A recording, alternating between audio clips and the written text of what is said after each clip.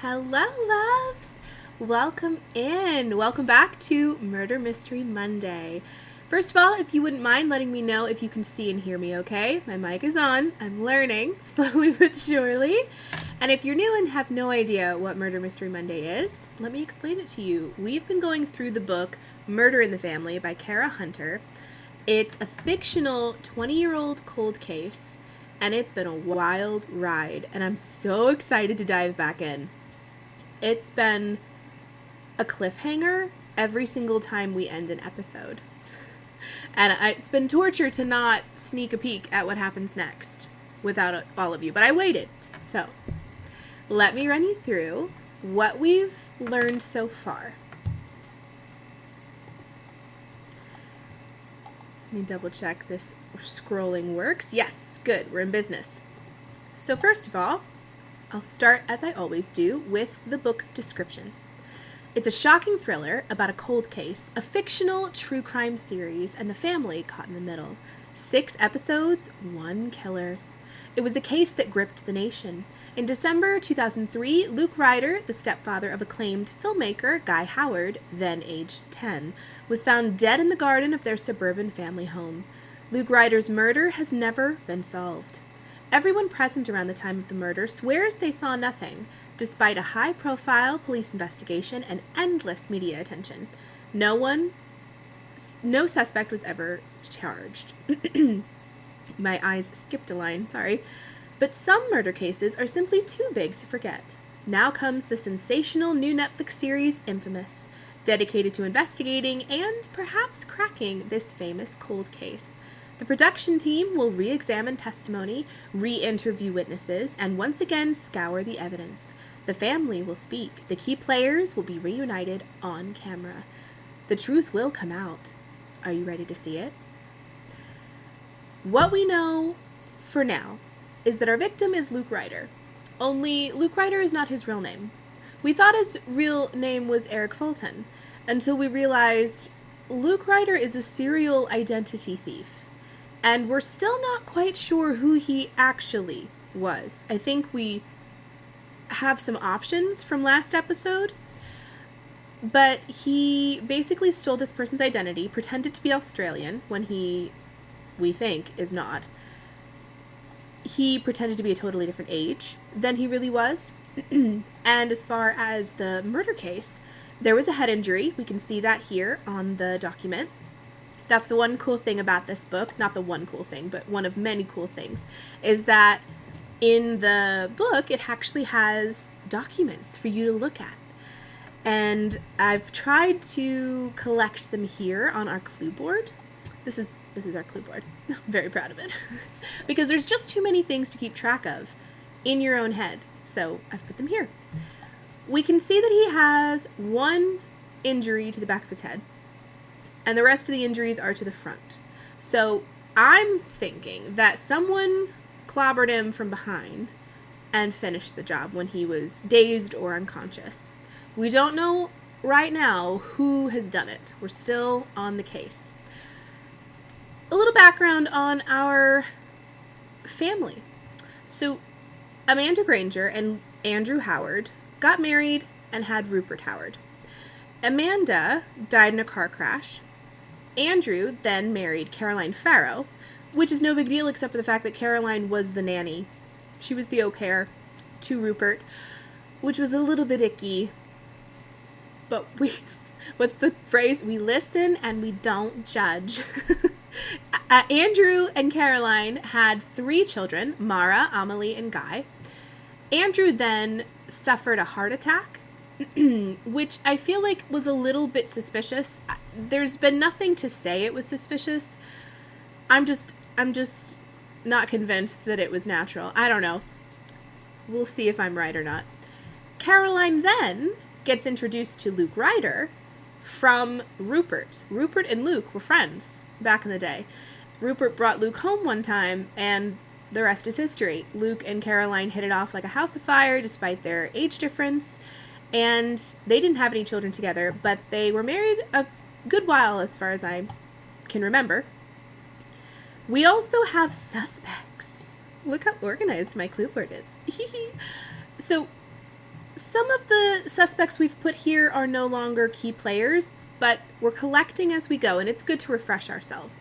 Caroline Howard, we thought could have done it for a hot minute, but she is actually accounted for at the time of the murder. Rupert seemed genuinely shocked to find out that his friend, Luke, was not actually Luke. He had no idea that the guy's identity was not his own and had been stolen. I still feel like he's not telling us everything. A lot of the family members are not telling us everything. But he insists he wasn't in London at the time of the crime. We also have Mara Howard, the oldest daughter of Caroline and Andrew. Mara seems to be the protector of the family, as older daughters usually are. She is hiding a lot. Her last interview, was quite explosive by the end. She basically ripped off her mic and stormed off. I think it was due to mentioning therapy, which none of the Howard children seem to want to talk about. That was in episode 4. I thought the emotional outburst was a bit uncharacteristic. She seems cool, calm, and collected most other times. And one of you actually mentioned that seems a little bit out of character. However, to temper that suspicion, we did get a peek at a text message conversation between her and Amelie, the two sisters. And Mara even admits, I got a little emotional today. Which I feel like she wouldn't have admitted to her sister in private if it was a nefarious thing or a forced thing, you know? I think we can probably delete this. I'll leave it up for a little bit if you guys want me to, but we thought for a hot second that Ian Wilson had something to do with the crime, but I think we can excuse him from that. Now on to our investigative team, our dear, wonderful, messy investigative team. At this point in the game, let me just double check. Okay, everything seems to be working okay. I am a little suspicious because sometimes I'll get in on a roll and one of you's like, I can't hear you. So I'm just double checking. Our investigative team, honestly, they have more drama than the case that we're trying to solve. For example, Alan Canning and Rick, was that what I said? Bill, why did I say Rick? Bill Serafini are just frenemies. They're really not even friends. They're just enemies. They have this alpha tension going on. Like they both want to be the leader of the group and both of them are trying to one-up each other consistently. Alan, we learned a lot about him last episode that was surprising. So he's a retired senior police officer. He has a sister named Eileen who was conned by Luke Ryder. And we didn't know this at the time. We just found that out, that Alan has a personal vendetta, a personal bone to pick with Luke Ryder, therefore giving him a motive. Interesting. He also put out an ad for Luke Ryder before the murder to find him, perhaps to exact revenge. He also has, like I said, an ongoing alpha battle with Bill Serafini. I find it quite funny, but these two don't. Bill is a private investigator. He was hired to work the inheritance case to disinherit Luke Ryder 5 years before Luke Ryder's murder, and he didn't tell the team. So, to recap, Luke, fake Luke, we are going to call him Luke for all intents and purposes since we don't know his real name, he took the identity of someone named Luke Ryder. He then reached out to the real Luke's grandma and learned he was set to inherit something, quite a bit of money. The rest of the family was like, we've never met you, and I'm still a little fuzzy why the grandma left the money to a grandson she's never actually had any personal connection with. But I digress. She did. And Luke came to collect. He was very charming. He swept the grandma off her feet. She fell in love with her grandson, just absolutely adored him. Wasn't going to change her will for anybody, not even other concerned family members who hired Bill to see if they could figure out how to disinherit Luke and keep the money for themselves. And that was 5 years before the murder. Bill did not tell the team. And that was how he was one-upping Alan and the rest of the team. He was kind of positioning himself as the leader of the group, and he always seemed to find out these cool facts and plot twists before everybody else. Well, now we know. He was on the case before anybody else was. Hugo Fraser is an attorney. He's quite handsome, apparently. I like to describe it as, you know, the Sexiest Man Alive magazine? Apparently there's an attorney version in the book, and he's been on it 3 times. So that should tell you everything you need to know. Mitchell Clark. He's a freelance journalist, and he was at the scene of the crime. He also has a personal connection with the family, and I feel like we found out something the last couple episodes to add to here, and I just didn't do it, and now I can't remember. So if you remember what that thing was, let me know in a comment and I will add it to the board. JJ Norton is a forensic investigator. He is probably the least dramatic of everybody. He's the least complicated. He's quite the nerdy one. Layla Furness is our only lady detective, lady investigator. She's a forensic and clinical psychologist, and we learned that her maiden name is Khan, which was a connection to someone in Luke's past. I think it's a red herring, so I won't go over it again, but just as a recap. We have a timeline for the day of the murder. I usually run through this, but I can skip that if you'd like. You can let me know. I don't want to be too repetitive. I like to give everybody a chance to catch up, especially if you're new. But some things to note that had me going, as we were reading. Mara and Amelie, the two sisters, are hiding things, like therapy, for one, as well as a school fire. That was thrown in at the end of an episode. Have no context for that, but interesting. Guy also has things hidden in his past. Layla's maiden name is Khan, we mentioned that. Mitchell has a personal connection with the family. Oh, and I forgot to mention Caroline. We did learn something about her a couple episodes ago. She had a child before her marriage to Andrew.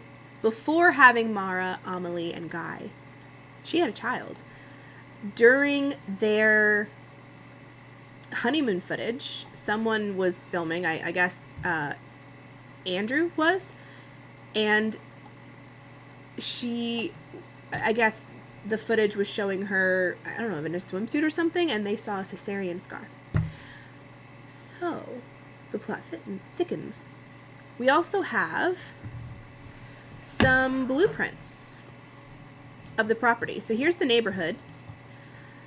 Dorney Place is the house that everything occurred at. We have the cinema over here. We have Holland Park Primary, which is where Guy went to school. And then we have St. Anne and St. Agnes School, which is where the girls attended. We also have a blueprint of the property of Dorney Place. We have the driveway. There's a gate in order to get into the property. The gate was open. Someone opened it. So whoever Guy met with that night, whoever killed him, he probably knew who they were. There's the terrace. There's some steps leading down into the backyard. The body was found near the steps. There's a pond, and there's a horse paddock that I believe doesn't have horses. And then we also have a blueprint of the house, which, oops, oh dear, I didn't mean to move the browser, which has not come into play yet. We haven't had to use this yet. I'm hoping that comes later, because I love the game Clue. I don't know about any of you, but that's one of my favorite games. That was a classic growing up. And it just reminds me of playing that game. So I feel like I want this to be utilized. I feel like they wouldn't have provided it if it wasn't important at some point. So we will find out later. But I feel like that has caught you all up. Let's dive in. Does anybody have any questions before I start? Anything you're confused about? Anything? Oh, there it goes. That took a second. My program was thinking. Anything you are needing some clarification on, I'm happy to help. I know this is a lot. The further we go into this story, the more information we gather, and therefore the more questions we have. We're 76% of the way through the book. Also, if you don't have your own copy of this book, that's totally fine. I will be reading it out loud, and I will be doing accents. You're welcome. Some of them badly, but there you go. I enjoy it, okay? One of my many dreams, is to be a voice actress. That's something I've wanted to do for years and years, and it hasn't happened yet, but, someday. Dream big.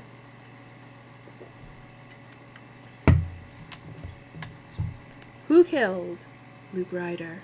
Dun dun dun. As always, my chair's gonna squeak. Sorry. It is the creakiest chair. I'm looking to get a new one. As always, we are starting with a newspaper clipping. Moving fast and breaking things. As Infamous takes a savage turn, which little piggy fits the bill? By Ross Leslie. Okay, hands up. Who saw that one coming? Because I certainly didn't. Just when you think you've got the measure of infamous, they flip you another whiplash twist. Oh, the reason he's saying that is because we have found out that the director, not Guy, but his right-hand man, has information that he's purposefully keeping from the team, the investigative team. He's purposefully hiding things and revealing them at his own time for the purpose of TV.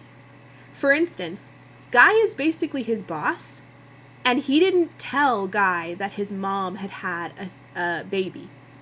He let that be discovered live and let Guy react.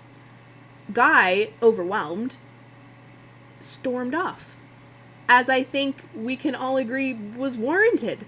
But he didn't share that information previously. He didn't give Guy any warning. And I'm not liking him at all, this director. I forget his name.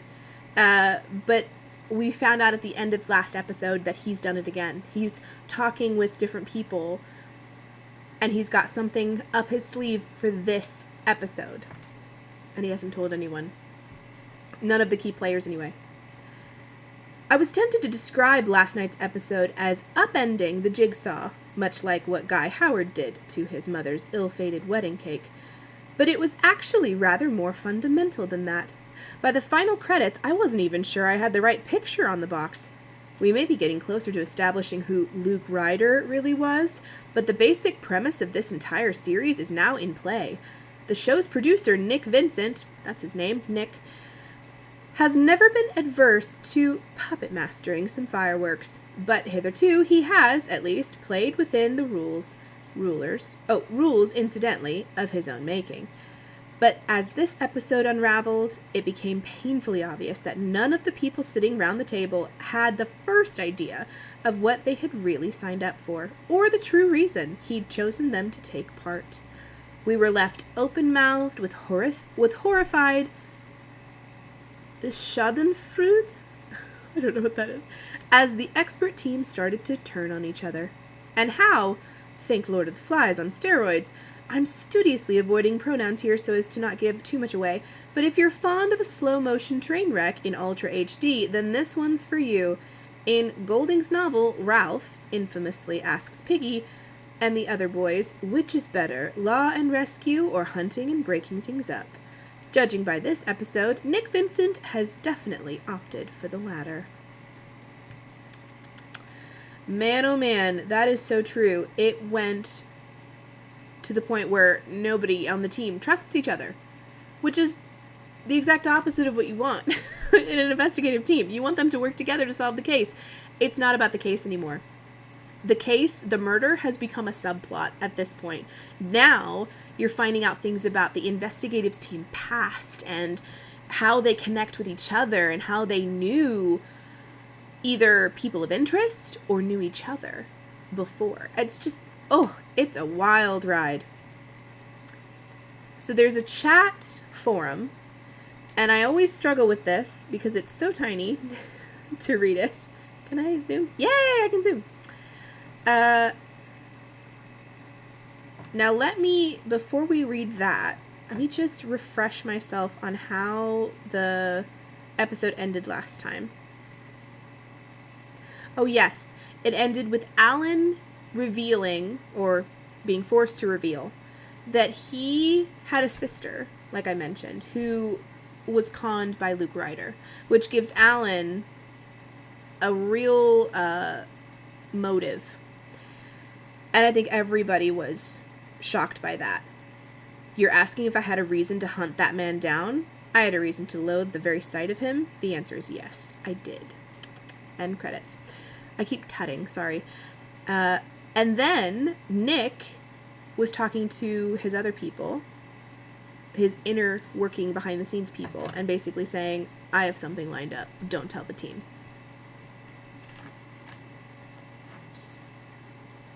No words. Bill? Like, what? Nah, I wasn't surprised. He always knew way too much. Never did add up, in my opinion. But hey, never mind Bill. What about Alan? Played a blinder on Bill, and then... Sorry, I'm editing out bad words. And then blimey if he isn't even in the frame himself. Watch out for the quiet ones, eh? Never thought he had it in him, on either count. Just shows. Alan won, Bill won, and we're into extra time. I think that stuff about Alan is well dodgy. Whatever he says, I reckon that woman in ASOS defo was his sister, and the guy absolutely came over as someone who'd harbour a grudge. Oh, comes over as someone who would harbour a grudge. Absolutely. Alan is for sure, of all the team members, the one to harbour a grudge. I agree. Harbour the size of bloody Sydney. Yeah, Bill's a self-important person, but he's a good guy, as it were. This sort of thing, infighting, is great for the ratings ofs, but surely the real issue is if they've been sitting on all this, how much else is there we've not been told, whether in the interests of telly or something way fishier? Is there more that's being held back, and if so, what? And more important, why? Good point as always, though all true crime stuff works like that to some extent. They need to keep you watching so you never get it all in one go. I agree.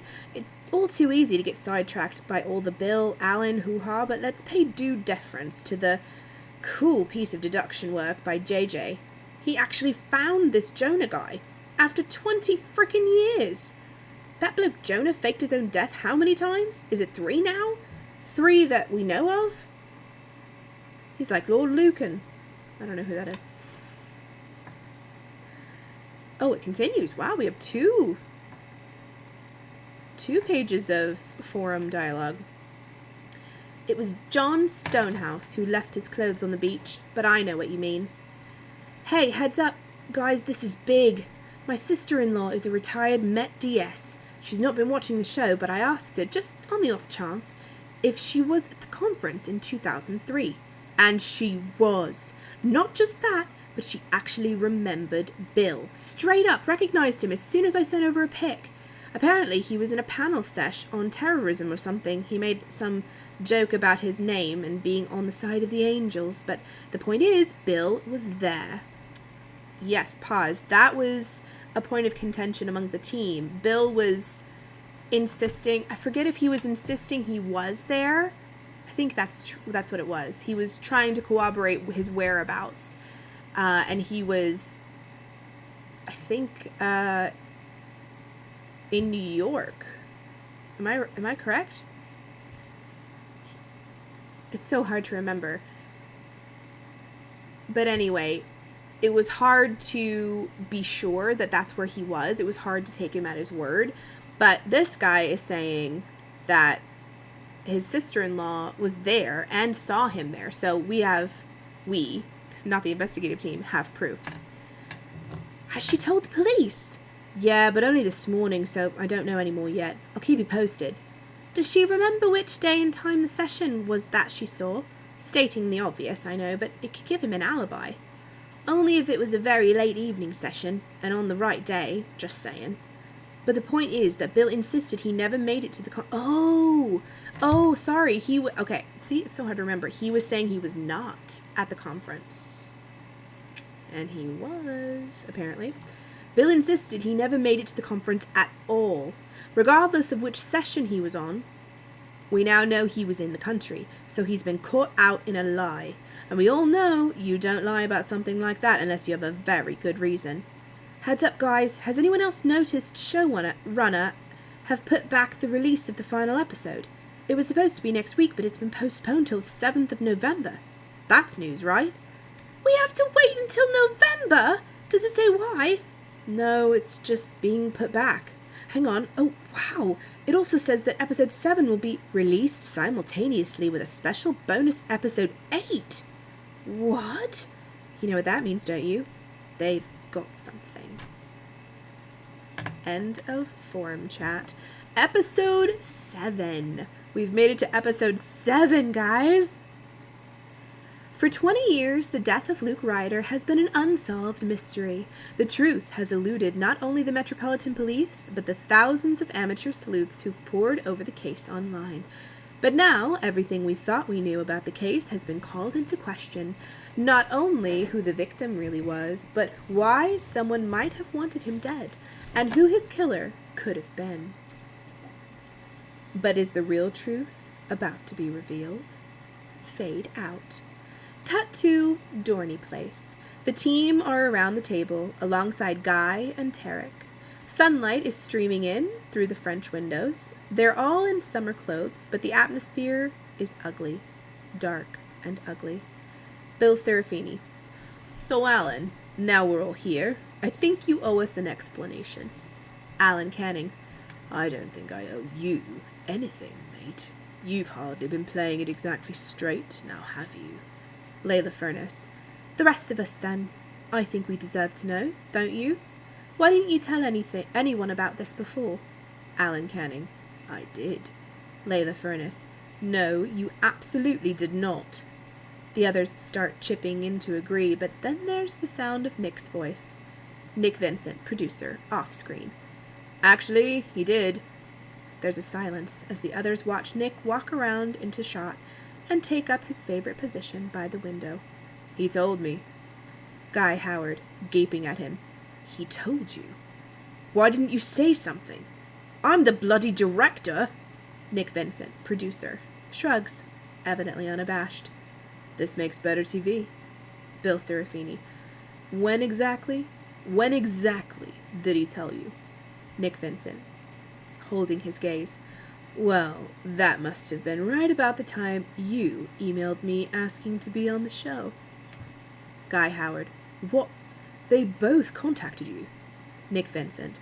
Absolutely. And that's when I realized we could really be onto something. There's a stunned silence. Layla Furness. I don't believe it. Both Alan and Bill have been one step ahead of us the whole time. J.J. Norton, dryly. Not just one step, I'd say. More like 6 or 7. Guy Howard. You played us all for bloody fools. Nick Vincent. Oh, come on, Guy. You know as well as I do what people want from these shows. They want answers. They want the thing solved. Not just yet one more, complaining about churning over old ground. Hugo Fraser, coolly. So you thought you'd stack the cards in your favor. Is that it? Bring in a couple of people who appeared to be objective experts like the rest of us, but in reality not only had a great deal of prior knowledge, but actual skin in the game. Nick Vincent. If you like. To be fair, it didn't start out that way. It was only after word got out that we were taking another look at this case that Bill and Alan got in touch. Guy Howard. But rather than tell us, tell me. You asked them to keep quiet, to keep it from the rest of the team. Nick Vincent. Right, to spice things up. Add some drama to the proceedings. Looking around the table. And it worked, didn't it? I mean, look where we are now. Hugo Fraser. Oh, Layla Furness. It's underhanded, and you know it. Hugo Fraser. I agree. You should have been completely open with us, right from the start. Nick Vincent, raising an eyebrow. Oh, really? Completely open, just like the rest of you have been? Hugo Fraser. Precisely. Nick Vincent. Oh, I don't think it's quite as simple as that, is it, Hugo? You see, while I'm sure you expected us to check out your professional credentials, I doubt you realized quite how much research we were going to do on you. Oops, sorry about that.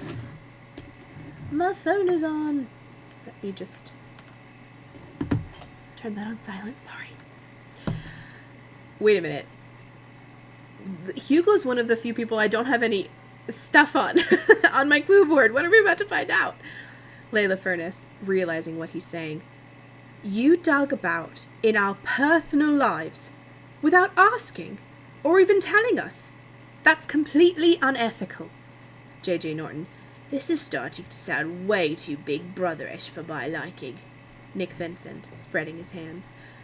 We only found what was out there to be found. Guy Howard. Hang on a minute. Are you actually saying that all the people you slated for this team turned out to have a link to this case? That's an insane coincidence. Nick Vincent, shaking his head. No, it wasn't like that. It was only after both Bill and Alan came forward that we thought, hang on a minute, maybe we should look at this in a different way. Maybe, instead of choosing a team on the basis of their expertise, we flip it the other way around. Do our own research on the case and see if we can come across anyone who might have a possible connection to either Luke Ryder or the Howards. Guy Howard. That's my family. You had no right. It's exploitation. Nick Vincent. Oh, really? May I remind you that if you weren't a Howard, you'd never have been asked to do the show at all? Barely out of some also-ran college, with not a single bloody cred to your name? Small wonder you absolutely bloody jumped at the chance when it came your way. You practically bit my arm off. So don't become the outraged person with me, matey. You're absolutely fine with exploiting your family just as long as you're the one who's doing it. Guy opens his mouth to say something, then changes his mind and turns away. He's breathing heavily and biting his lip. The others are trying not to notice. Hugo Fraser, sitting back and looking Nick up and down.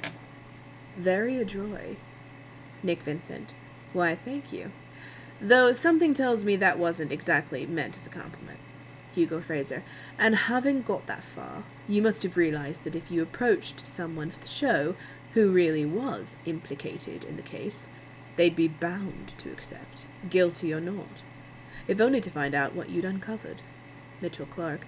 No wonder you found it so easy to get this thing financed. It must have looked like a proper little gold mine. Nick Vincent, smiling. Let's just say that our backers were quick to see the potential of this genuinely unique and innovative approach. J.J. Norton, under his breath. I bet that's straight out of the pitch deck. Word for bloody word. Nick Vincent, turning to J.J. Actually, when we started out, all we were hoping for was to find something new to say about the case. That's the whole point of doing this sort of show, after all. But as soon as we changed the approach, we realized that if we did manage to do that, if we did actually identify the real killer, Bill Serafini, nodding, that person could be sitting there right in front of you, actually at this table. It'd be friggin' priceless. Nick Vincent. No flies on you, Bill. Laughing. J.J. Norton, sardonically. And you'd get to out the guilty party. Leave the camera... Oh, live on camera, like some sort of smug hipster, Hercule Poirot. I can never say that in a French accent. Hercule Poirot.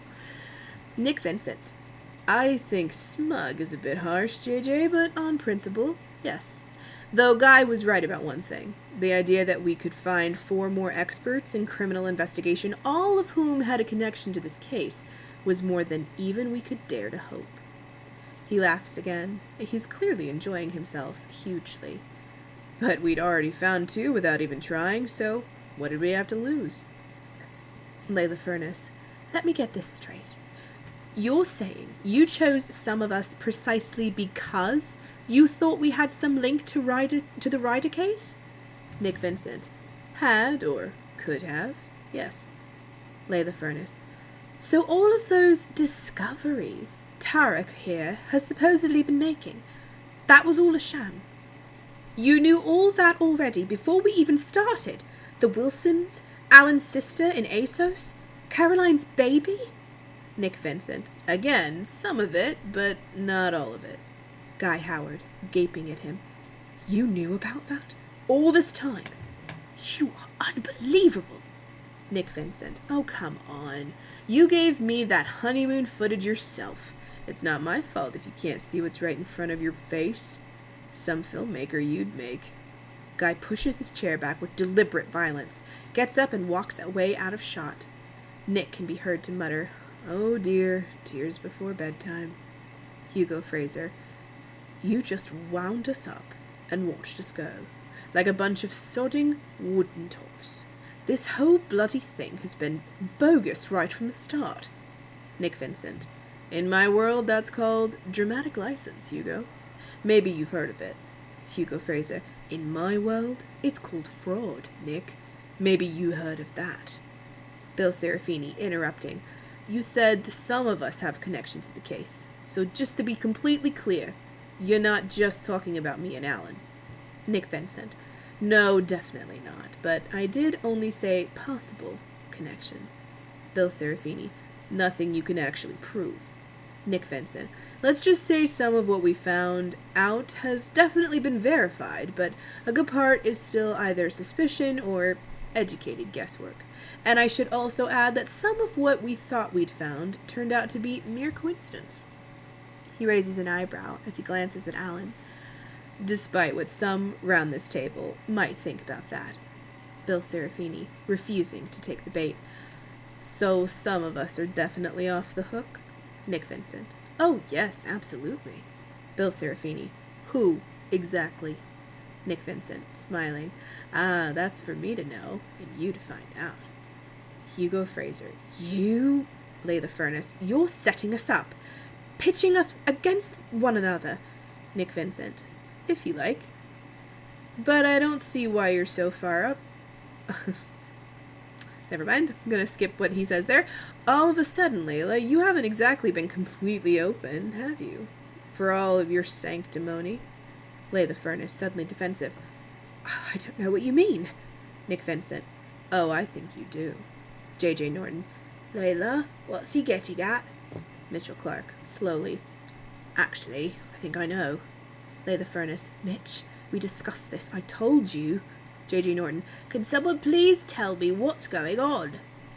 Mitchell Clark, turning slightly from Layla and looking round at the others. It was a while back, when I was researching that hit and run in Sydney. I came up with a name for the victim, remember? In that student magazine? J.J. Norton. Mohammed Khan, right? Mitchell Clark. Right. Well, a couple of days later, I stumbled over an article by Layla from years ago. Something about coping strategies for sudden bereavement. J.J. Norton, frowning. So? Mitchell Clark. The point is, that article was written before Layla got married. She wrote it in her maiden name. Layla Khan. Hugo.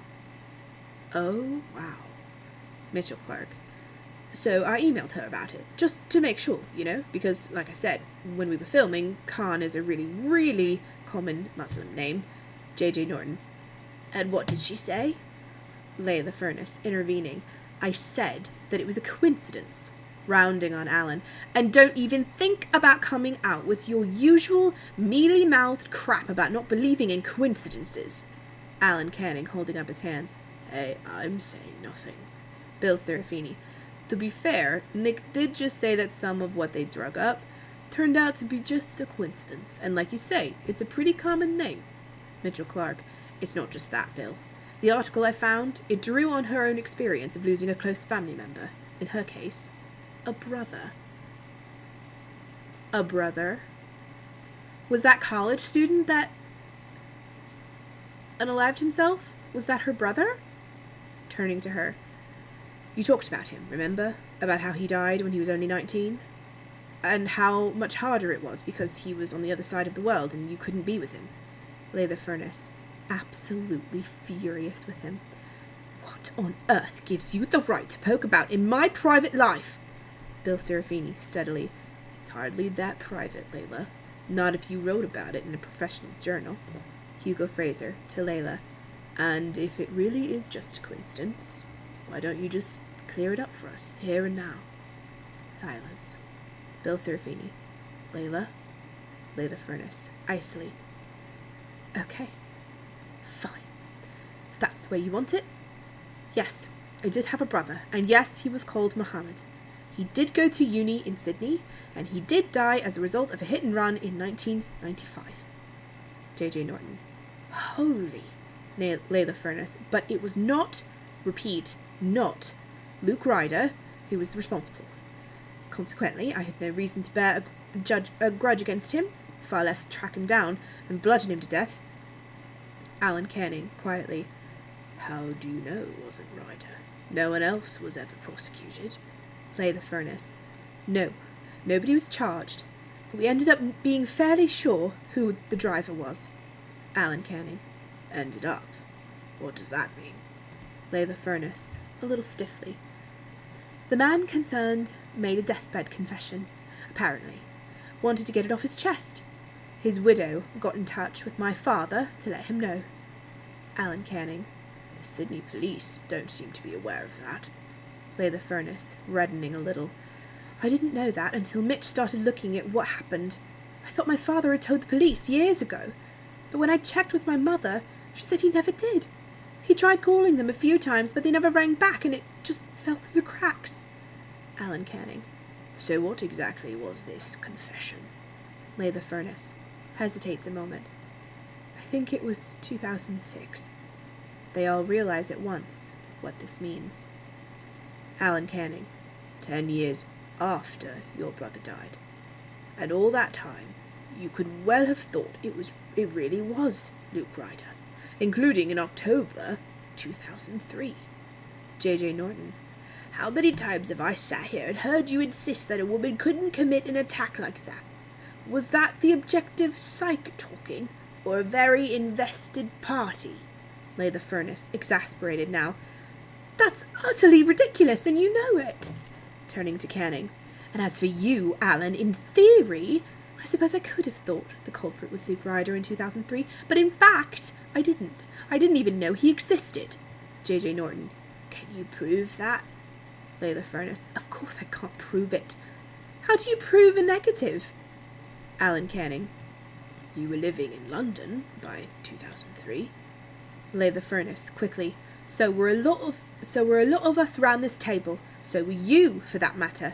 And we've already established that you had one heck of a motive of your own for wanting Ryder dead. Leaning towards him and pointing. So why don't you tell us, Detective Inspector Canning? Where were you on the night of October 3rd, 2003? You are joking, right? You can't seriously think. Bill Serafini. Actually, I agree with Layla. After all, it's the obvious question. Raising an eyebrow. Isn't that what you said when I was asked the exact same thing? Alan Canning. Indeed it was. And I also remember that you never gave us an answer. Bill Serafini. I was in New York that night. I told you that. Wait, but we saw on the forum that that's not true, right? Wasn't that the right date? Alan Canning. And I told you that you were listed as a delegate at the same conference I was at in Berkshire. You could easily have gone into London. Bill Serafini. Not from Brooklyn, I couldn't. He's insisting he was in Brooklyn and he was not. Berkshire's in London, or Berkshire's in England. Why is he lying through his teeth? He's got something to hide. Why would he lie on national television, surrounded by people who are researching, and this is what they do for a living, is research? Why would he lie? He must be hiding something personal or big. The plot doth thicken. Not from Brooklyn, I couldn't. But I agree with you about one thing. Anyone who was at that conference could quite easily have made it to Dorney Place and back to the hotel that night. Giving him a heavy look. Oh, because Alan was there too. So is that what you did? Drive up there after the last session was finished and everyone was at the bar? Flash your badge at Ryder, telling him some bull story to persuade him to let you in? And once you are in, bam! Alan Canning. That's complete bollocks. You're just trying to distract us from focusing on you. J.J. Norton. To Alan. Actually, speaking as a dispassionate observer, I have to say your motive does seem rather more compelling than Bill's. Alan Canning, turning on him. Oh, you're dispassionate now, are you? And what about you, J.J.? What have you been hiding? Because there has to be something. J.J. Norton. Just because you didn't tell the whole truth doesn't mean the rest of us were doing the same. Alan Canning. Why don't we ask Nick about that? Because I bet he has something really juicy on you. Whoops. Let's face it. He could have had his pick of CSI experts for this show, couldn't he? Henry Lee, Werner Spitz, anyone. And yet he chooses you. Some washed-up loser with tats from South Wales. Brutally sarcastic. Oh, sorry. I forgot about you being a genius. Mensa. Mensa my foot. Mensa my foot. Hugo Fraser. Ouch. Bill Serafini. I have to admit I have wondered about that myself. JJ's credential, I mean. JJ Norton. Oh, he says something not nice. We're gonna skip that. It's an insult. You can imagine. Lay the furnace. Nick? Is this true? Is JJ another suspect? Nick Vincent, producer, clearly amused his little ploy is working so well. Like I said, I'm saying nothing. Bill Serafini. But speaking as a detective, JJ doesn't have any connection to London that I'm aware of, so I'm struggling to see how he could have even met the Howards, or Luke Ryder, much less have a motive. JJ Norton.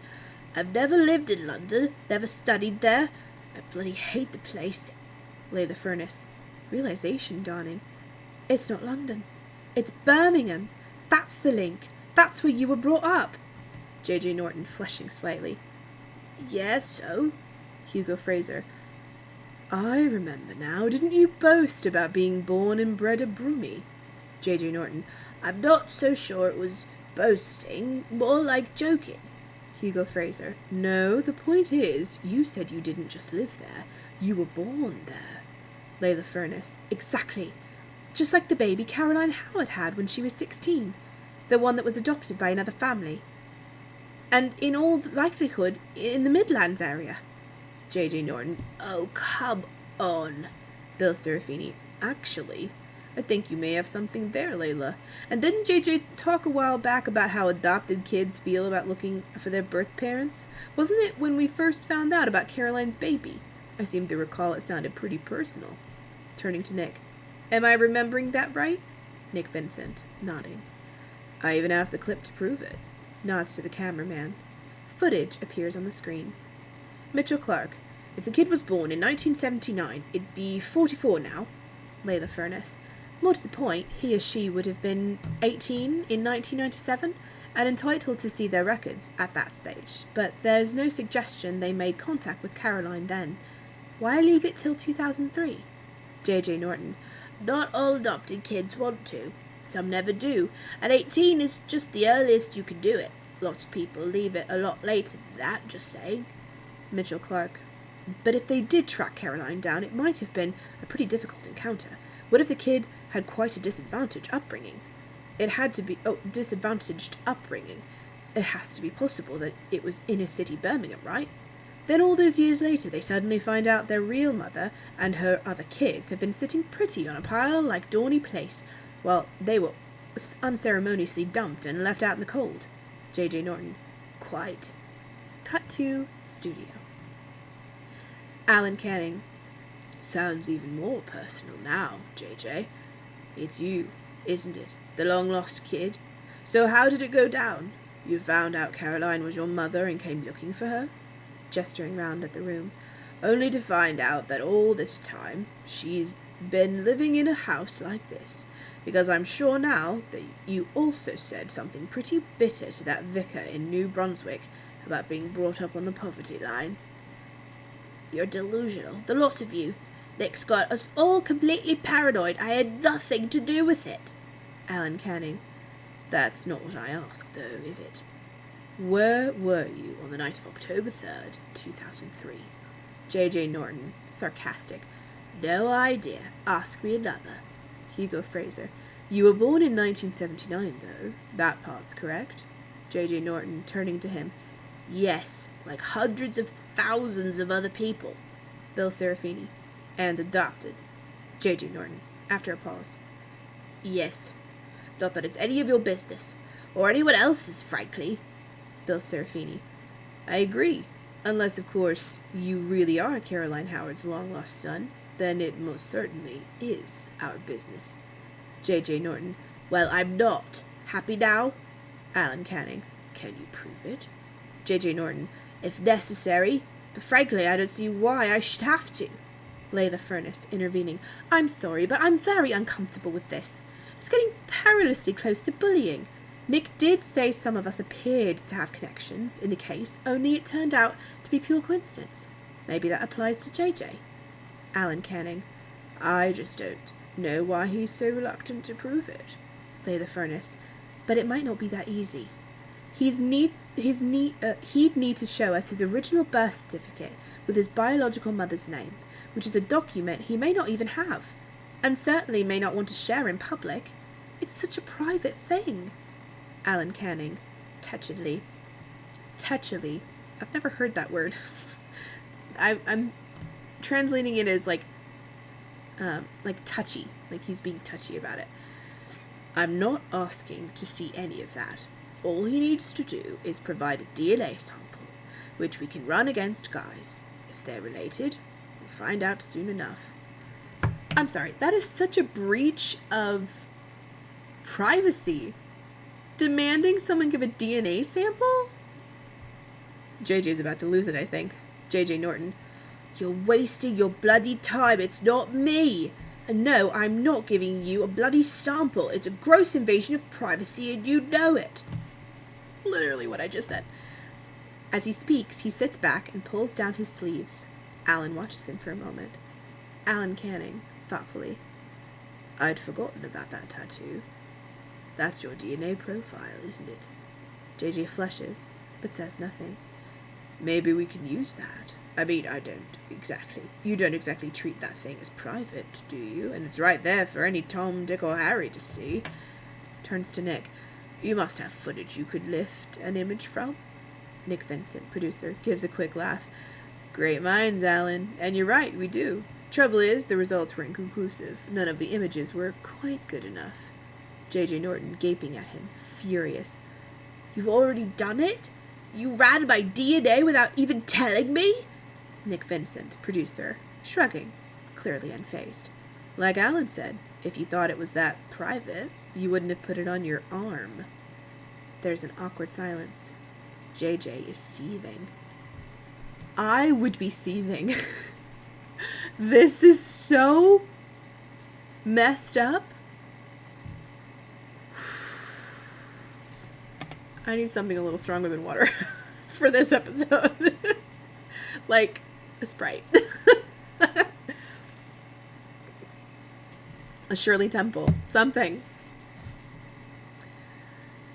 Bill Serafini, with a slightly forced laugh, trying to lighten the atmosphere. I'm beginning to think we should put the whole team through a polygraph. That'd tell us once and for all what's genuine and what's just a coincidence. Actually, pause. Polygraphs have been proven to be very inconclusive. That's why they cannot be used in court.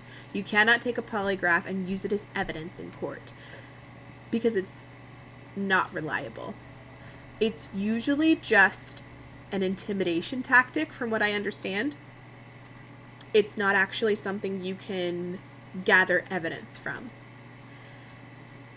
Because apparently, the polygraph tests your pulse, your heart rate, all that stuff. Well, if you're nervous, I watched this show called Lie to Me. Great show. Only 3 seasons, but oh my word, all those seasons were great. And it literally teaches you what people do when they're lying. Everyone has a tell. And there's some things that are just human universal, right? Sorry, I know this is a tangent, but I think it's relevant. Polygraphs can tell if someone's heart rate is elevated. Well, if you're nervous, your heart rate's going to be elevated. That doesn't mean you're guilty. You could be innocent, totally innocent, and feel nervous, and the polygraph would see it as a lie, and you get a false positive. Or in the show, Lie to Me, they did an experiment where this, just average Joe was getting a polygraph test, being asked sample questions like, is your eye color brown? Are you wearing blue? Very easy questions, nothing soul searching. And when they had just a normal guy in there asking the questions, the guy was fine, the polygraph worked, it was accurate. Well, then when they brought in a beautiful woman to sit down with him and ask the questions, the polygraph marked him as lying on everything he was saying, and they were the same answers as before, so they knew that they were truthful, because his eyes are brown and he was wearing blue, that kind of thing. But because he was nervous, all the polygraph could notice was the raise in heart rate. So it's not something you can use in a court of law.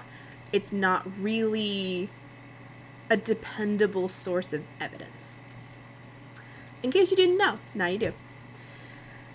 Sorry, I have an itch. There we go. Let's see. Polygraph. Sorry, wrong accent. The whole team could take a polygraph. That'd tell us once and for all what's genuine and what's just coincidence. Nick Vincent, with a wry smile. Funny you should mention that. Layla Furness. A polygraph? You're not serious. Nick Vincent. Why not? Bill has a point, and let's face it, it would make Hugo Fraser darkly. Don't tell me. Great TV. Nick Vincent, laughing. You're finally getting the hang of this, Hugo. But seriously, why not? If you're all so sure you have nothing to hide. Layla Furness, firmly. There's a reason polygraphs aren't admissible in court, Nick. Yeah, just what I was saying. And not just here, in the US as well. The science simply isn't robust enough. Some people find it relatively easy to beat the machine, while others react so badly to the stress it can lead to dangerous false positives. See? I know what I'm talking about. I feel very validated. Thank you. Thank you, book. Tarek Osman, a little hesitantly. Though they're used on offenders here, aren't they? If they've been let out on license, to check if they're complying with their release conditions. Hugo Fraser. Yes, that's true, but it's a very limited and strictly controlled exception to the rule. The Offender Management Act 2007 explicitly prohibits the use of any such polygraph test results in criminal proceedings, for all the reasons Layla mentioned. Bill Serafini. Understood. Though I've seen innocent people eliminated from inquiries thanks to polygraphs. But you're right, they do have to be administered by a trained practitioner, not some TV bum. No offense, Nick. Nick Vincent, smiling. I'm not that easily offended, Bill. Probably just as well. And I agree with you, by the way. I definitely think polygraphs have a role to play. J.J. Norton, still clearly furious. No one's treating me like a bloody lab rat, and that's final. Hugo Fraser. I agree. Nick just wants to try and catch us out. Go around grubbing other stones just to see what's underneath. Mitchell Clark, raising an eyebrow. The lady doth protest too much? Hugo Fraser, turning to him. What does that mean? Mitchell Clark. Oh, come on, you haven't been exactly completely open either, have you? Layla Furness. What are you talking about, Mitch? Mitchell Clark, pointing at Hugo. He knew her, back in the day. Caroline Howard. He never thought to mention that, did he? Layla Furness, her eyes widening. Hugo knew her? Are you sure? Mitchell Clark. Certainly am. They were all part of the same tight little W8 coterie. Same clubs, same dinner parties, kids at the same schools, all very cozy. Hugo Fraser, looking uncomfortable. It wasn't like that. J.J. Norton. Really? Then what was it like? Hugo Fraser. Okay, yes, we did move in some of the same circles, but that's not that uncommon in that part of town. Bill Serafini. So how close were you exactly? Passing acquaintances? Friends? Close friends? J.J. Norton, grimly. Maybe even friends with benefits? That unsuitable man she was seeing, was that you? Layla Furness, looking from one to the other. You mean he wasn't unsuitable because he was married, but because he was black? Oh, my. There's a silence. Hugo isn't meeting anyone's eye. Alan Canning, clearing his throat. I think this may be the moment to mention the car. Layla Furness. Oh, crap. Alan Canning. That woman who told you about who owned a red MGB back in 2003? I told you about who owned a red GMB back in 2003. The one I couldn't persuade to talk to me on camera. Her name's Serena Hamilton. But back then, before she got married, she was Serena Fraser. Hugo is her brother.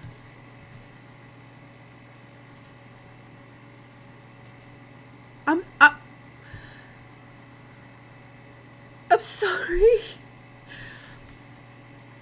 Was Hugo with Caroline? Was that who Amelie walked in on? Well, she didn't walk in on them. She just heard things. But kidding? Oh my word. Oh my word. I'm sorry, I need a minute. I need a drink of water. And for the avoidance of doubt, he used to borrow her car. Apparently he did it all the time. Lay in the furnace, staring at Hugo. It was you. You're the one she was having an affair with. Hugo Fraser shaking his head. It's not what it looks like. J.J. Norton. What it looks like is that you had a slam dunk motive to kill Luke Ryder. Caroline wanted to finish it with you, and you weren't taking no for an answer. Hugo Fraser. That would be laughable if this whole thing wasn't such a bloody crap show. J.J. Norton.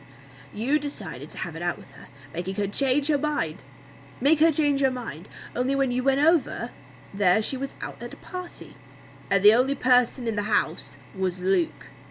Hugo Fraser, shaking his head. No, absolutely not. That did not happen, and in any case, it was just a casual thing, a fling. Mitchell Clark. As JJ would say. Yeah, right. Hugo Fraser, rounding on him. And what about you? Why don't you tell us what you were really doing there that night? Because it sure wasn't that crap you came out with about hearing a report on a police radio. Mitchell Clark. And how... I almost said what he says. Mitchell Clark. And how would you know? Hugo Fraser. Because Caroline and I were friends. Because she talked to me. He takes a breath. The others are staring at him, and he holds up his hands. Look, I couldn't say anything before because I knew how it would look. A ripple around the table. Someone mutters, yeah, right. But remember those inappropriate friends Mara Howard was seeing that summer? One of them wasn't just a mate. She was sleeping with him. That was why Caroline was so worried. Mitchell Clark, icily. She called him inappropriate, did she? And why exactly was that? Because he was black like you? No, you got a free pass because you're a coconut and a... Sorry, he's saying so many bad things. And a rich jerk, but Mara's bloke, he was just a poor black trash. The crap under your Prada shoes, is that what you're saying? Hugo Fraser. You know that's not what I mean. Mara was 15, for God's sake. It was statutory... Mitchell Clark, shaking his head. You have no way to prove it was me.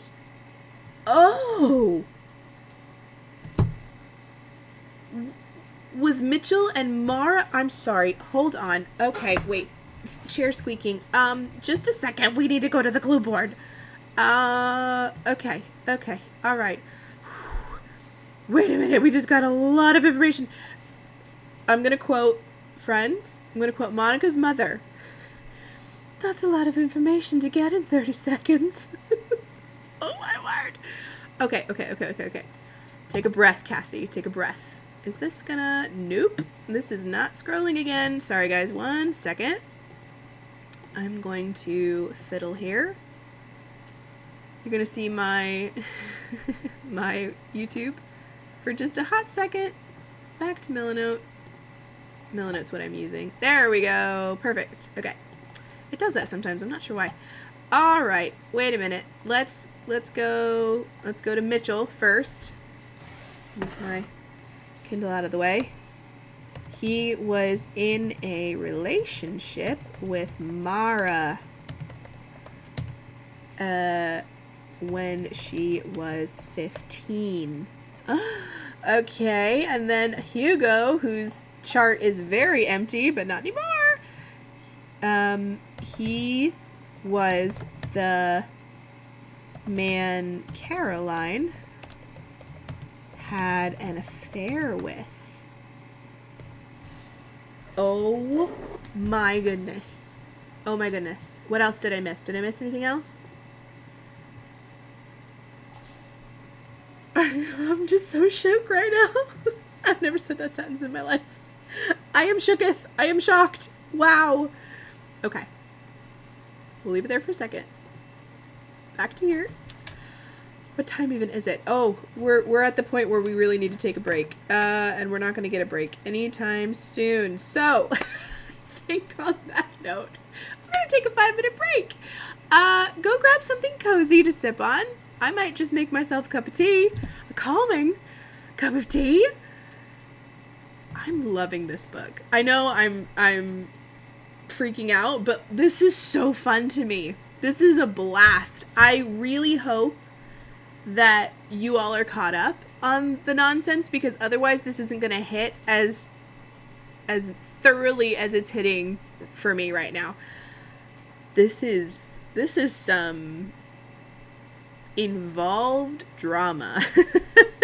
But anyway, I need a second to just process what we learned. So I'm gonna put on the Be Right Back music, and we will reconvene in 5 minutes.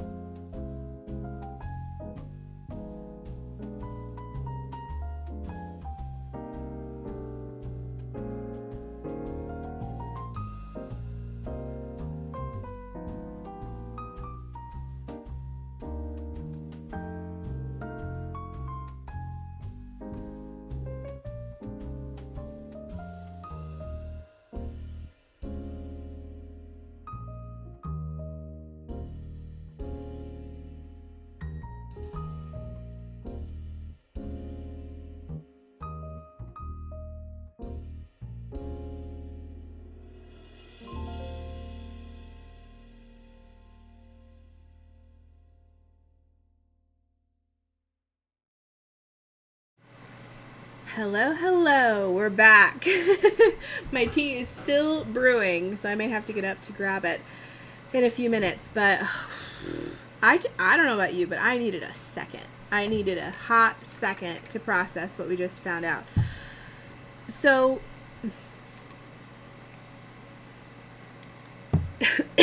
Mitchell, our freelance journalist, had a relationship with Mara when she was 15, and he was considered unsuitable because of his race.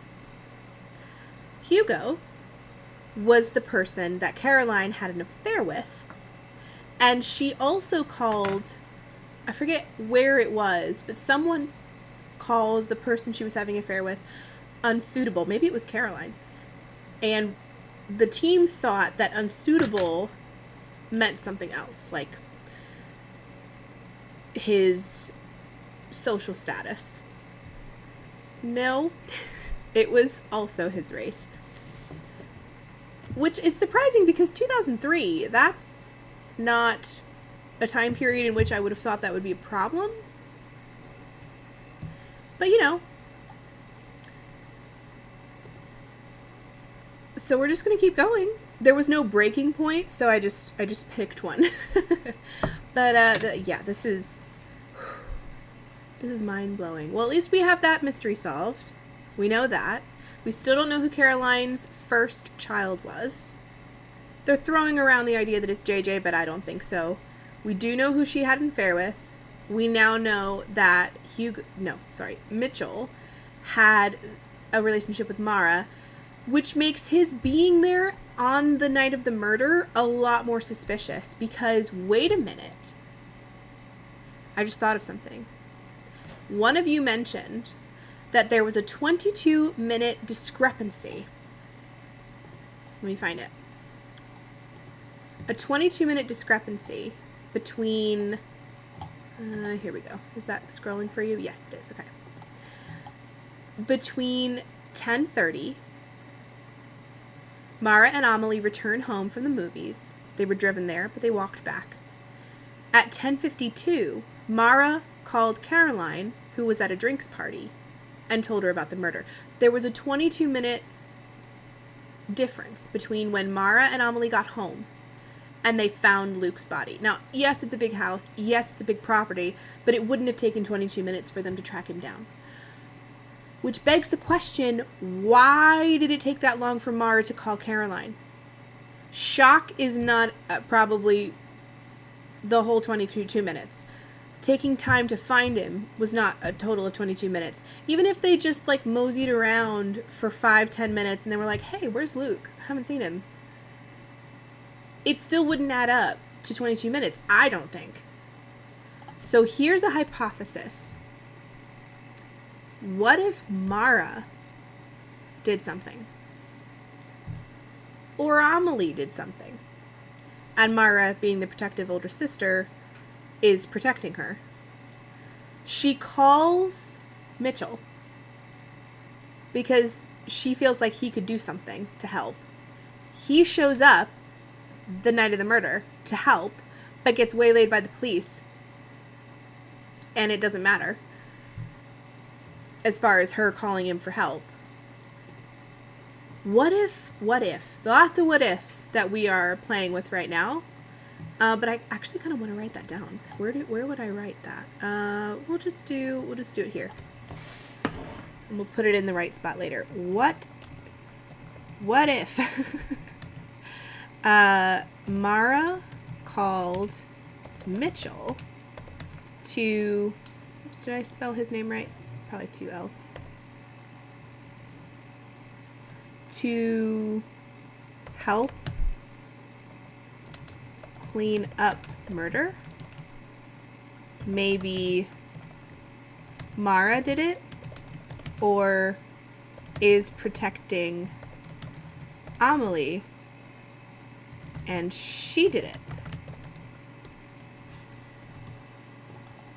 Things to consider. But let's keep reading, shall we?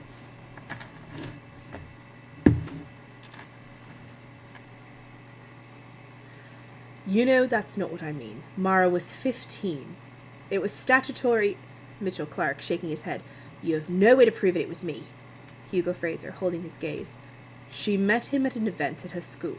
He was a journalist. You were a journalist, and you covered events in that area, including at that school. Takes a deep breath. And yes, the man in question was black. It narrows the field pretty fast. Mitchell Clark, still shaking his head. That's not proof. Hugo Fraser. And it would explain why you were there that night, sneaking in to see her when you knew her mother would be out. That apartment over the garage, wasn't that why Mara was so keen to move over there? So the two of you could spend time in peace. That's certainly what Caroline thought. You didn't know Luke was going to bail on that drinks party, did you? As far as you knew, it was Beatrice who'd be babysitting that night. Beatrice, who was in her 70s and deaf as a post. But Luke wasn't. His hearing was just fine. He heard something. He came out and he caught you at it. Mitchell Clark, you are not pinning this on me. No way. If I'd killed him, there'd be evidence, there'd be DNA, and let me remind you, they found nothing linking to me to any of it. Pointing at Hugo. Can you say the same? How about you give us a DNA sample and we'll see if the Met can find a match on that jacket? Hugo Fraser. Bring it on. I have nothing to hide because I wasn't there. Unlike you. Layla Furness.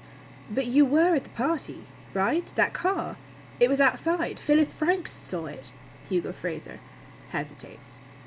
Okay, yes, you're right. I was there. But... J.J. Norton, intervening. Hang on. Hugo, what you just said about Mitch, it doesn't tally with the timeline. Mitch couldn't have been sneaking in to see Mara that night because the girls were at the cinema the whole evening. Caroline bought their tickets, remember? And the film didn't finish until 10:15. Hugo Fraser. Just because she saw the girls go in doesn't mean they actually stayed. Bill Serafini. You think they slipped out early? Hugo Fraser. I think Mara may well have done. I know for a fact she'd done that before. And it was only a 20-minute walk back to the house. Bill Serafini. So your theory is she and Mitch had already arranged to meet in her room over the workshop. Only neither of them realized that Luke would be in the house because he only decided to bail on the party after Caroline had dropped the girls off. Hugo Fraser. Precisely. Mitchell Clark. Oh, for Pete's sake, this is all... Alan Canning, quietly.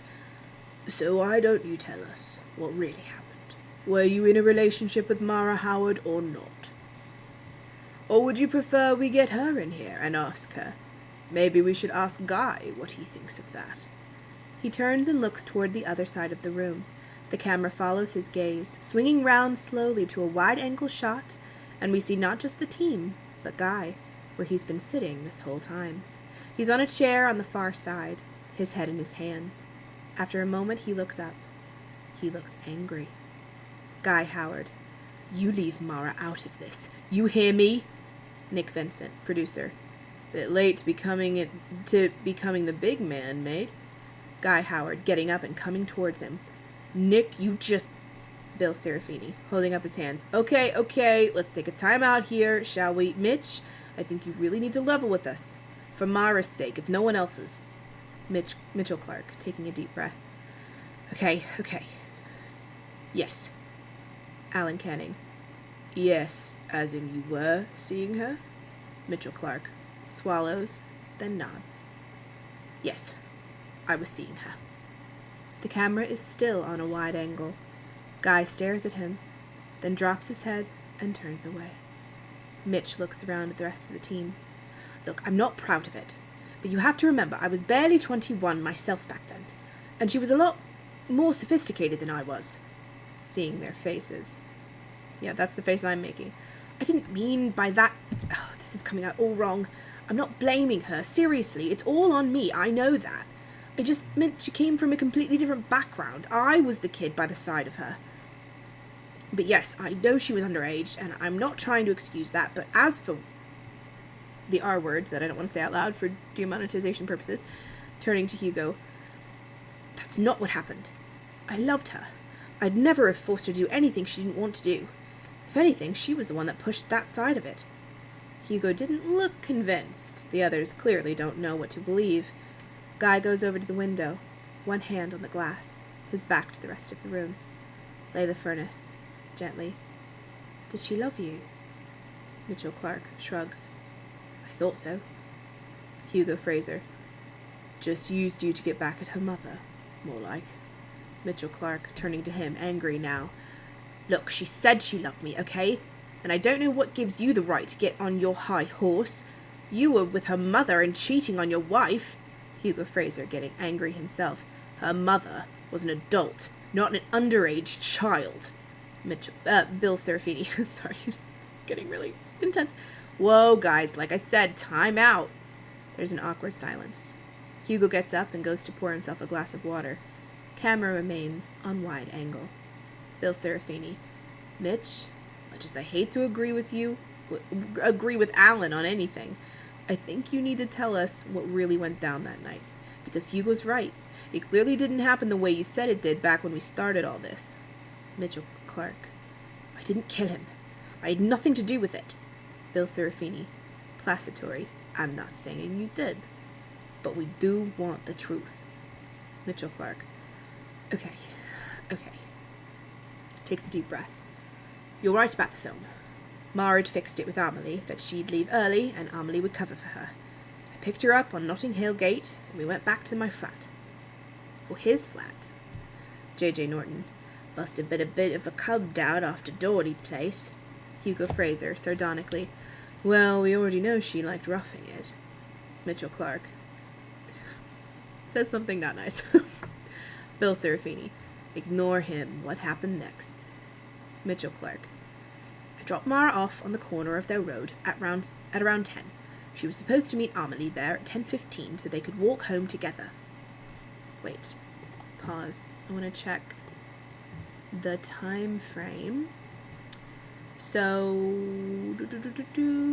8:15, Caroline took girls to movies in Notting Hill. Caroline returns home. Luke says he's not going to go to the party. It's a last-minute change. Caroline leaves for drinks party.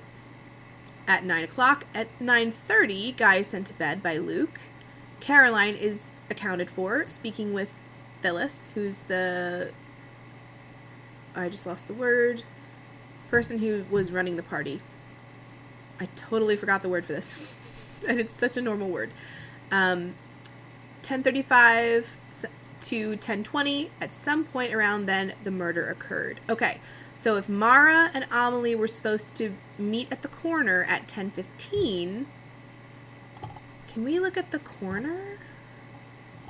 So there's the cinema and the corner of their road. Okay, so I would say, like, what, here? Somewhere here? It would have taken them a few minutes to walk back. Not a lot of minutes, but I'm trying to decide if that could be part of the discrepancy, the 22-minute discrepancy. Oh, it's doing it again. Just a minute. Let me fix the browser. Again. I don't know why it does that. But now we're back. There we go. Yeah, I'm trying to see if that could have anything to do with the 22-minute discrepancy. Let's see. Let's keep reading. I'll leave the clue board up for just a second so we can keep writing if we need to. I dropped Mara off on the corner of their road at around 10. She was supposed to meet Amelie there at 10:15 so they could walk home together.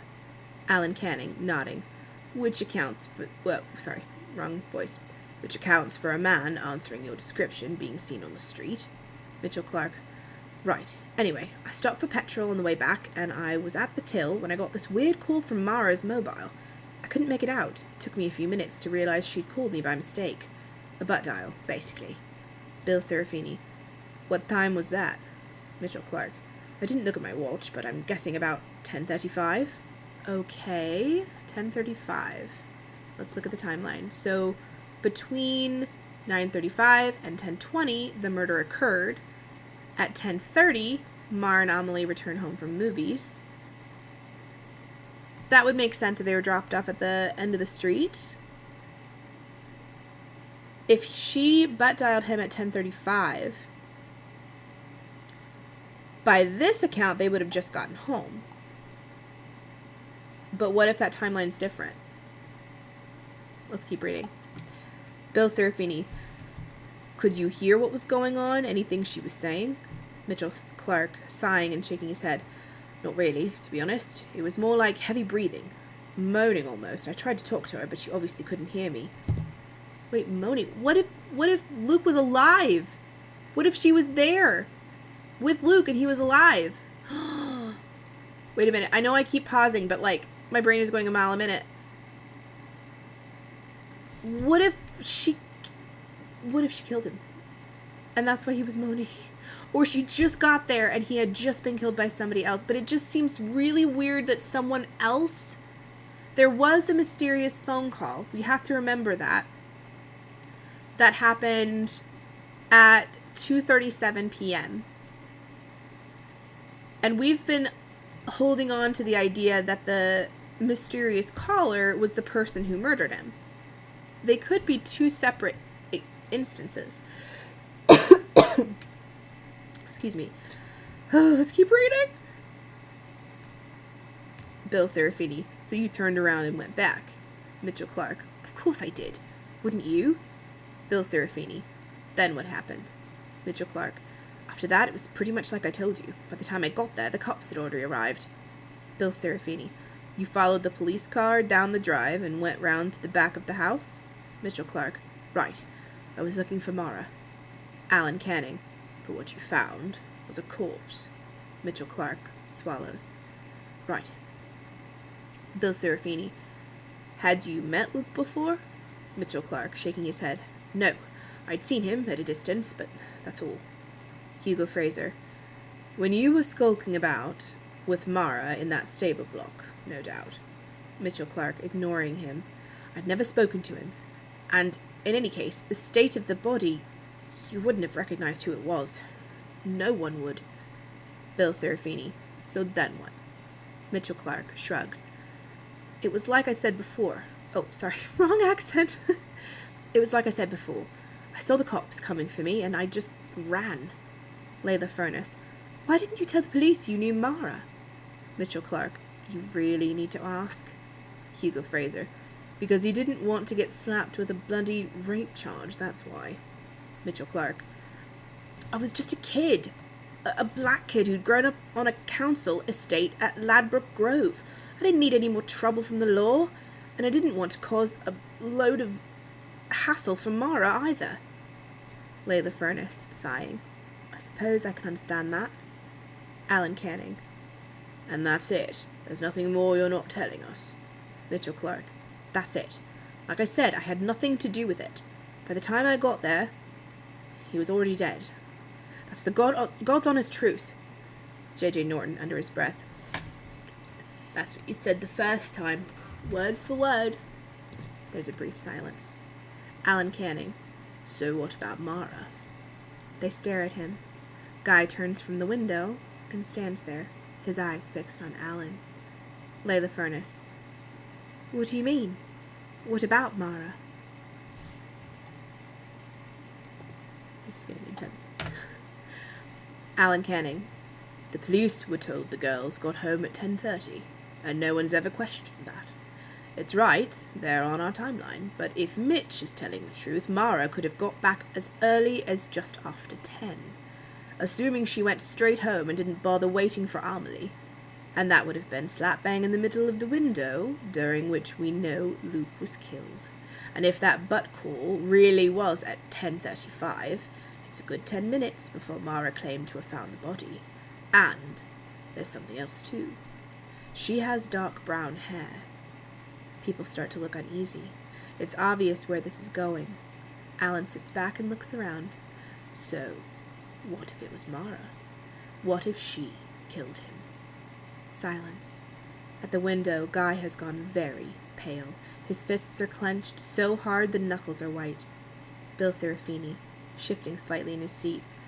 Well, Uncomfortable, though it undoubtedly is to talk about this, for all of us, we do have to try to look at this whole thing objectively. Okay, pause. I want to write that time difference down somewhere.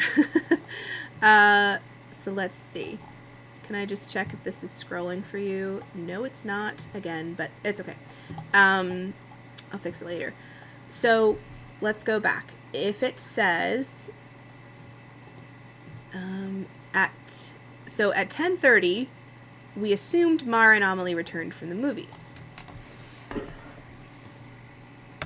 What if at 10 p.m. Mara gets home from being dropped off by Mitchell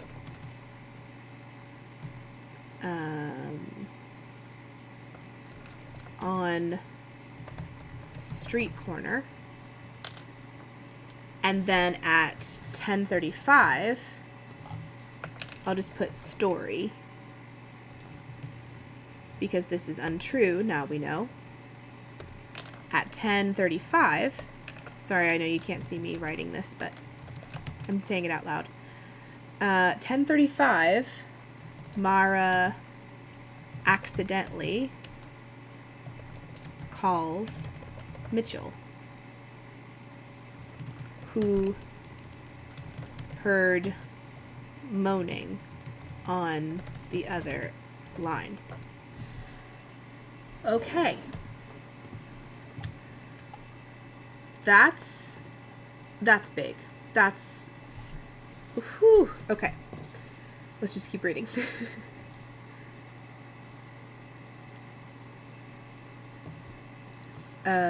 Knuckles are white. Bill Serafini, shifting slightly in his seat. Well, uncomfortable though it undoubtedly is to talk about this, for all of us, we do have to try to look at this whole thing objectively. Lay the furnace, glancing uneasily at Guy. That's easy to say when it's not one of your own family in the frame. Bill Serafini. I know, believe me, I know. But what's the point of doing this at all if we aren't going to look at all the possible suspects? Alan Canning. Exactly. So, Mara. Gesturing again at the timeline. Because according to that, if she was home by 10, there was definitely enough time. Mitchell Clark. You seriously think that a 15-year-old girl could have done that? A bloodbath? Not to mention the small matter of motive. Why on earth would she do it? Alan Canning, giving him a heavy look. I can't believe you, of all people, need to ask that. Luke was about to expose your little love fest to her mother, wasn't he? Which would have put paid to your shenanigans once and for all. Motive enough, if you ask me, for an impetuous teenager, and we already know she hated him. Bill Serafini, agreeing. Speaking professionally, I never cease to be staggered at what teens are capable of, especially girls. And, this is me talking, there is an injury to the back of Luke's head. She could easily have swung a shovel and conked him and then set to work. We're assuming that a girl wouldn't be strong enough to take a guy who's expecting a blow, but if he's not expecting it, if he said, I'm telling your mother, as soon as she gets home, and he walks away and she goes wham, he goes crumpling down, it would not be out of the realm of possibility that a teenager would have the strength to finish the job. Anyway, that's just my little 2 cents. Speaking professionally, I never cease to be staggered at what teens are capable of, especially girls. Alan Canning, looking around the team, though not at Guy. And the timeline works. Mitch drops her off, and she realizes it's about to rain, so instead of waiting for Amelie, she decides to go straight home. As he speaks, cut to reconstruction. Mara gets out of a pale Ford car, which immediately pulls away. We can see the man inside is black. Camera follows Mara as she walks along the well-lit street to Dorney Place. There's no one else about. At the gate, she taps in the entry code and starts down the drive. The girl playing the part looks very like the photos of Mara at that age. Alan Canning. She goes round the side of the house towards her room, but doesn't make it any effort to stay out of sight because she assumes it's Beatrice who's babysitting and she won't even notice. Only it's not Beatrice in the house. It's Luke. As Mara reaches the terrace, Luke appears at the French windows. He's thrown open the door, clearly furious. Mara turns and tries to get away, but he follows her, grabbing her by the arm. There's a tussle, and the camera zooms in to show her hair catching in his jacket zip. She pushes him away, and he slips, falling heavily on the stone steps, and then lies there, unmoving. Maybe she thinks she's killed him. Maybe she's actually glad he's dead. And maybe, just maybe, she doesn't know either way, and decides she'd better make sure. The footage starts to slow down as she's standing over him, a rock in her hand, slowly lifting it above her head. Freeze frame. Cut to team. Alan sits back and looks around. Either way, she beats his face to obliteration. Silence. At the window, Guy has turned away. Mitchell Clark shaking his head. I'm still not buying it. Even if her mother had found out, what's the worst that would have happened? She'd have been grounded or had her allowance docked or something like that. Come on, that is not a reason to kill the guy. Bill Serafini. Layla, you're very quiet. As a psychologist, what's your read? Lay the Furnace, looking concerned. I'm just hoping this isn't going to be yet another instance of an all too horribly familiar pattern. A brief silence. JJ gets there first. You think he may have been abusing her? That was why she reacted the way she did? Lay the Furnace with a sigh. I hope not. I really do. But it might explain why they both disliked him so much. The camera swings round quickly to capture Guy as he pushes through the furniture and disappears behind the camera. Layla looks distraught. Oh, Guy, I'm so sorry. I shouldn't have raised this... Alan Canning, quietly. We're here to establish the truth, Layla, whatever that truth turns out to be. It was Guy himself who said that. Spreads his hands. If that's what he claims to be doing, he can't pick and choose which truth we find, just because he doesn't like it. Bill Serafini, to Layla. Could it have gone down that way? Could Mara have killed him? Lay the Furnace, her face set. Could it have gone... Oh, maybe, if he was really abusing her. Taking a deep breath. They'd been living in the same house for months. If it had been going on for that long, I can easily see how the pressure might have become intolerable. And we do need to remember that the prefrontal cortex isn't yet fully developed in the teenage brain, which means they have significantly poorer impulse control than mature adults. So yes, maybe, if she was already under that degree of mental pressure and then suddenly found herself in an angry confrontation with him, I suppose it's possible she might have lashed out in that way Alan just described. Hugo Fraser. Or maybe she was a lot cannier than you give her credit for. Maybe the real reason she caved his face in was to make it look like the work of some random psycho, to put the police off the scent. Bill Serafini. Mitch, you were seeing her at the time. Did she ever say anything to you about what really happened that night? I'm assuming she never said anything about abuse, or you already would have told us. Mitchell Clark, shaking his head. That night was the last time I ever spoke to her. She sent me a text breaking up with me the following morning. I tried to talk to her for weeks, but she always refused to take my calls. Hugo Fraser. Which, to my mind, is revealing in and of itself. Bill Serafini, to Mitch. You didn't think that was odd? Mitchell Clark, shrugging.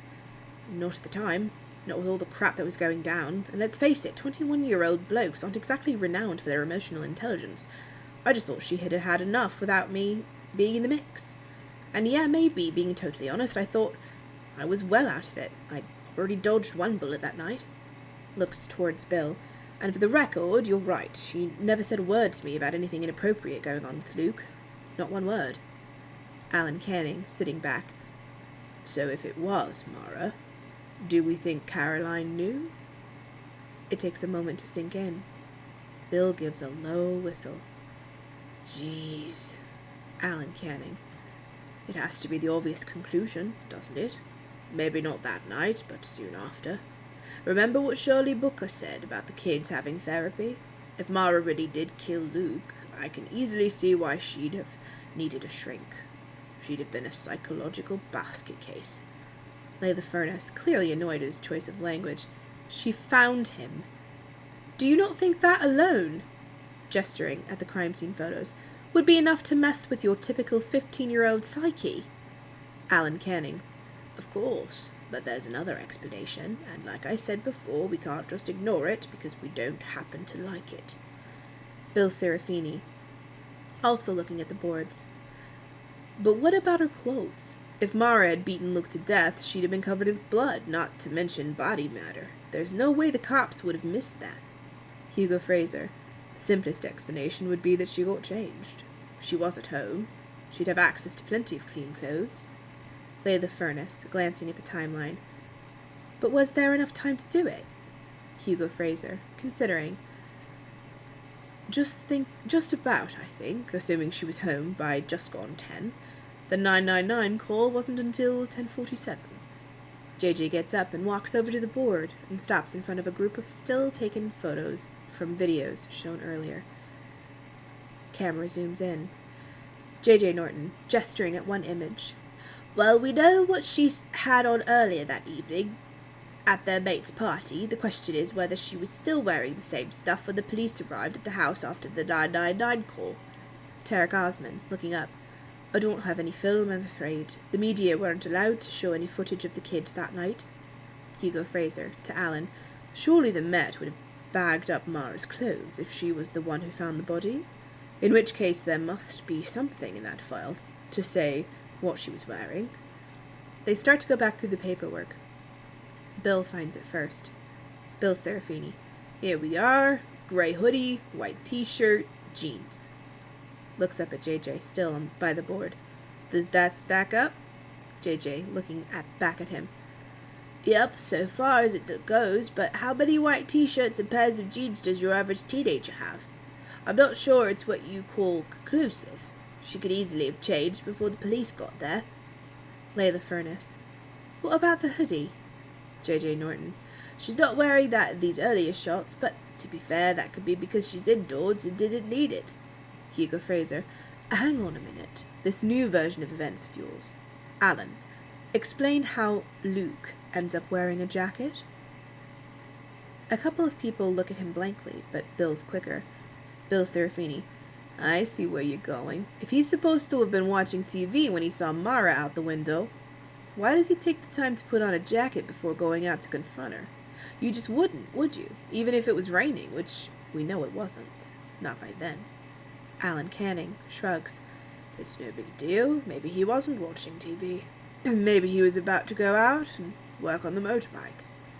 Cut again to reconstruction. Camera rewinds to the point where Mara appears on the terrace and starts again. This time Luke is standing in the drawing room in his black denim jacket when he sees her. The rest of the sequence plays as before. Cut to team. Layla Furnace. Though he didn't have the workshop keys on him when he died, did he? We talked about that already. Alan Canning, unperturbed. Perhaps Mara turned up at the very moment he was looking for them. Hugo Fraser. I'm not convinced. I think the known facts fit another scenario much better. I.e. that someone else turned up that night, unexpectedly or otherwise, and Luke decided to talk to them outside the house, hence the jacket. If you ask me, Mara didn't have anything to do with it. A pause.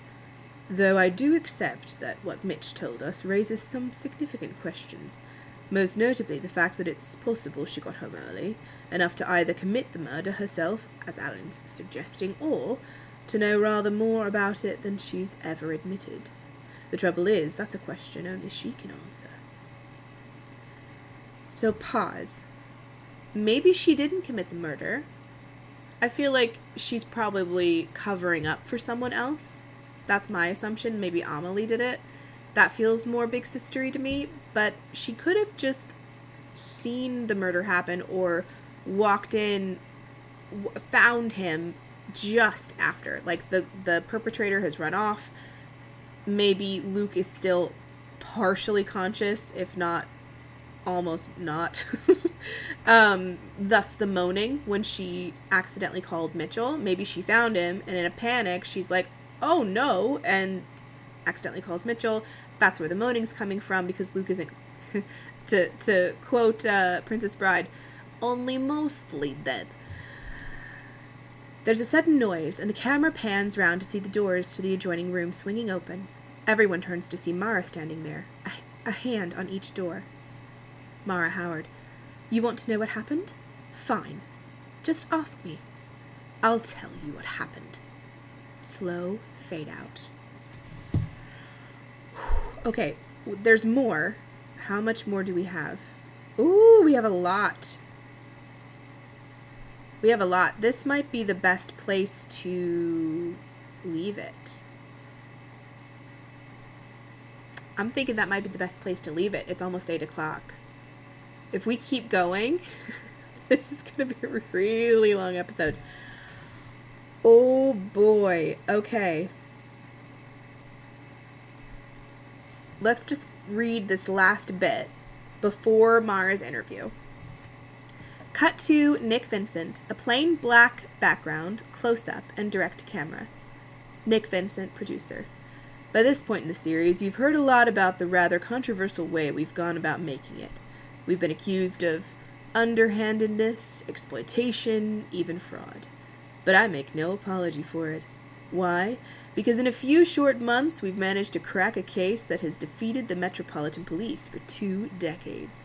That's right. After all these years, we finally know the truth. We know who killed Luke Ryder. Hold on to your hats. I can promise you, this is going to be one heck of a ride. Fade out. And then the Mara interview begins. Whoa.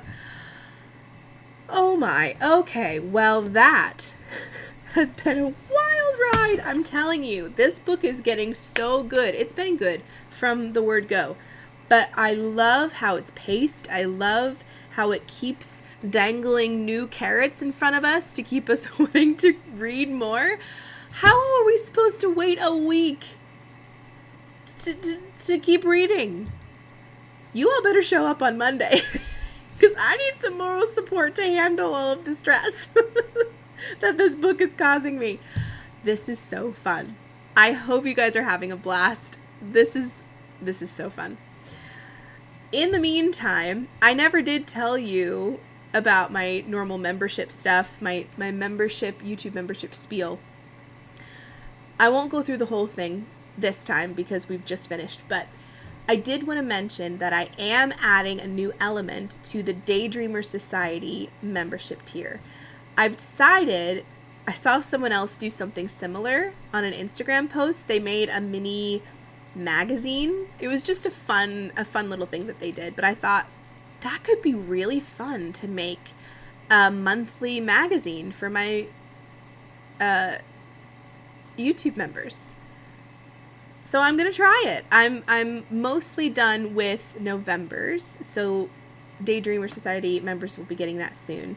But I'm just trying to make new and special things for the membership because I want it to be worth your time, worth the finances you're putting toward it. So if you are a member or want to be, and you're sort of waiting for the right motivation, let me know if you have any suggestions on what you wish was in the membership, and I'll see if I can add that for you. And on that note, I'm going to leave it here.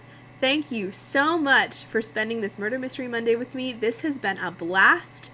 I'm having the best time, and I cannot wait for next week. Is it Monday yet? I will see you all later. I'm going to try to get a vlog up this week. It's behind. I mentioned on my Instagram stories there was a whole kit and caboodle with damaged footage, so I'm trying to work my way through that, switch some things around. But you will have a vlog this week at some point. In the middle of the week, I will be doing another live stream for a Write With Me, so feel free to join me for that. And I think that's it. I will see you next time. Thanks so much for hanging out. Can Monday come any slower? Bye.